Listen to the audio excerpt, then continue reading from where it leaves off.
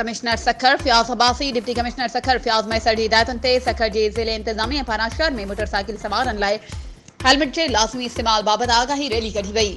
दैनी अॻवानी additional deputy commissioner 2 madam Bushra Mansoor कई। बग़ैर हेलमेट मोटरसाइकिल सवारनि में आगाही पंफलेट पिण विरहाया विया। रैली खे ख़िताब कंदे additional deputy commissioner 2 Sukkur madam Bushra Mansoor चयो त इंसानी दिमाग़ तमामु अहम जुज़ आहे।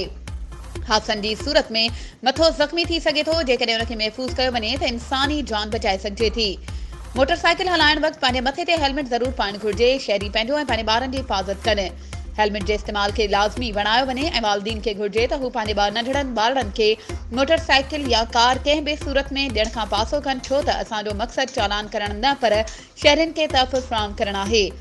शहरियुनि जी क़ीमती जानियुनि खे बचाइण लाइ कार्रवाई कई वञे। बग़ैर हेलमेट मोटरसाइकिल सवारनि ख़िलाफ़ कार्रवाई कई वेंदी ऐं उन्हनि ते ॾंडु विधो वेंदो।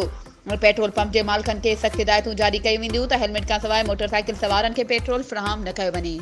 वधीक ख़बरूं ऐं अपडेट्स जे लाइ असांजे चैनल खे सब्सक्राइब कयो ऐं हा, बेल आइकन खे प्रेस करणु न विसारिजो त जीअं असांजी हर नई अचण वारी वीडियो तव्हां ताईं पहुची